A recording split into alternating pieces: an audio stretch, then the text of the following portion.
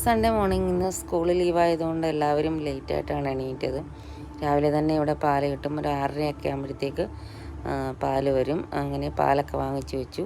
ഇനി ചായ ഇട്ട് കുടിക്കണം. ഇന്ന് സിമ്പിളായിട്ടുള്ള ബ്രേക്ക്ഫാസ്റ്റാണ് റെഡിയാക്കുന്നത്. ബ്രെഡ് നെയ്ക്കകത്ത് ഫ്രൈ ചെയ്തെടുത്തതും പാല് കാച്ചിയതുമായിരുന്നു.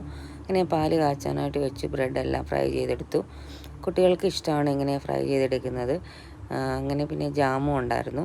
ഞാൻ ബ്രേക്ക്ഫാസ്റ്റൊക്കെ കഴിച്ചിട്ട് പോയി ചിക്കൻ വാങ്ങിയിട്ട് വന്നു. ബീഫ് വാങ്ങാനായിട്ട് പോയതായിരുന്നു. ബീഫ് കിട്ടിയില്ല. പിന്നെ ചിക്കൻ വാങ്ങിയിട്ട് വന്നു. ചിക്കൻ ഞാനിന്ന് തേങ്ങ വറുത്തരച്ചാണ് കറി വെച്ചത്. അതിനുവേണ്ടി ആദ്യം ഞാൻ സവാളയെല്ലാം ഇഞ്ചിയും വെളുത്തുള്ളിയെല്ലാം നന്നായിട്ട് വഴറ്റിയെടുത്തു. അതിലേക്ക് ചിക്കൻ ഇട്ട് വേവാനായിട്ട് വെച്ചു. പിന്നെ തേങ്ങ തണുത്ത് കഴിഞ്ഞപ്പോൾ അത് മിക്സിയിലിട്ട് നന്നായിട്ട് അരച്ചെടുത്തു.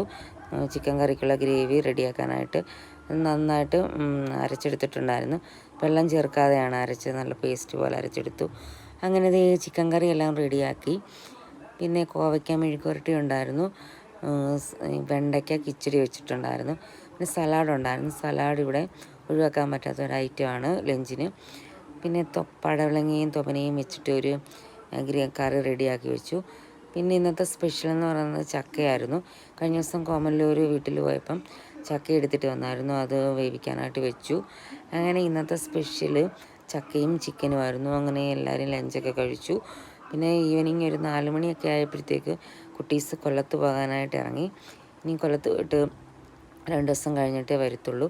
അങ്ങനെ കുട്ടീസ് ഇതേ ഹാപ്പിയായിട്ട് യാത്രയൊക്കെ പറഞ്ഞു കൊല്ലത്ത് പോയി. അങ്ങനെ ഇതൊക്കെയായിരുന്നു സൺഡേയിലെ കുഞ്ഞു കുഞ്ഞു വിശേഷങ്ങൾ.